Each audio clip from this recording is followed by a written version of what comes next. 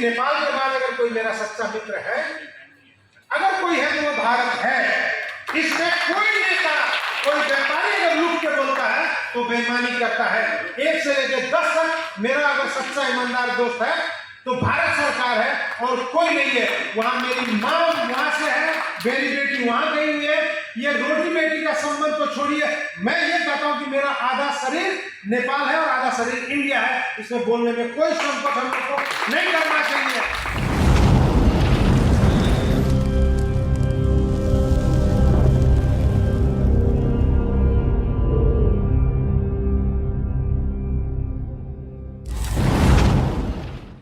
और यहां पर तो देखिए भाई साहब, कुछ बोलना है, हम नेपाल के 100% मेरे खून में नेपाली ईमानदारी था और हम नेपाल के लिए कभी बुरा नहीं चाह सकते हैं। हम नेपाल लोग यहाँ पे नेगेटिविटी भी होता है। अगर आपको एक कहानी याद दिलाऊंगा, कृष्ण प्रसाद भट्टराई जी जब प्राइम मिनिस्टर बने तो वो भारत यात्रा में गए। जब भारत यात्रा पे गए तो एयरपोर्ट पे शरद यादव जी आए और शरद यादव जी ने कृष्ण प्रसाद भट्टराई का 5 छू के प्रणाम किया सारे लोगों के सामने। उस समय नेपाल भारत सरकार की किसी भी मीडिया ने यह नहीं कहा कि भारतीय राष्ट्रीयता खतरे में पड़ गई। अगर आज यहाँ का कोई पॉलिटिशियन अगर किसी भारतीय नेता का पांव छू लेता है तो वहां पर राष्ट्रीयता खतरे में आ जाती है। ये मान के चलिए, पटना में बीपी रोड हो सकता है लेकिन बीरगंज में एमजी रोड नहीं हो सकता। दोहरा मापदंड नहीं चलना चाहिए। अगर आप मेरे सच्चे मित्र हैं, दिल खोल के होना चाहिए कि भारत मेरा सच्चा मित्र है। नहीं तो बोलिए कि मेरा सच्चा मित्र चाइना है, चाहे कनाडा है, चाहे अमेरिका है, बोलिए, बोलने में कोई दिक्कत नहीं। जो मेरा सच्चा मित्र होगा, हमारे घर में भी 5 बेटे होते हैं तो हम 5 को एक समान प्यार नहीं करते। किसी को छोटा, किसी को बड़ा, सबके साथ में व्यवहार होता है। और हमारे यहाँ 1950 की संधि की बात हमारे सतीश जी ने की।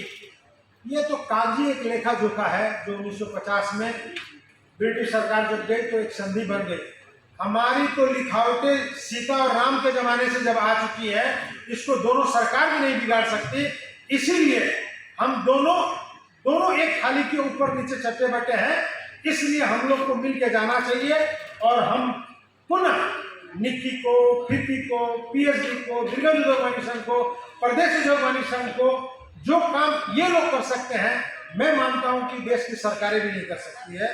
ये दोनों को एक फोरम बोर्ड पे ला सकते हैं और आने वाले दिन में सारे व्यापारियों का प्रॉब्लम ये सब संस्थाएं एकजुट होकर उठाए।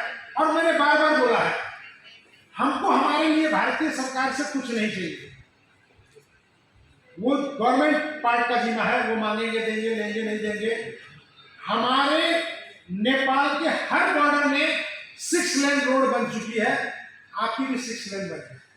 अगर हर बॉर्डर में हमारा एयरपोर्ट है, आपका भी हर बॉर्डर पे एयरपोर्ट हो जाए, इतनी ही मांग करते हुए अगर ये आप कर देंगे तो हम दोनों का जो बिजनेस फ्लोरिशिंग है, जो आगे बढ़ने वाला है, वो होगा। और वो मेरी बातें नहीं सुनेंगे, वो निक्की की बात सुन सकते हैं, फिक्की की बात सुन सकते हैं और यहाँ हमारे महावाणी दूतावास के प्रतिनिधि हैं, उनकी बात सुनेंगे। और ये राजमान जी ने कहा हम लोग मांगते नहीं है, मांगते तो हम बहुत हैं लेकिन आप लोग देते नहीं है, करते नहीं है। इसको फिर दोबारा इस बात को ध्यान देंगे और आगे आने वाले काम में हमारे अभिषेक जी और संपूर्ण को बधाई और उनका कार्यकाल सफल का कामना करते विदा होऊंगा। धन्यवाद, नमस्कार।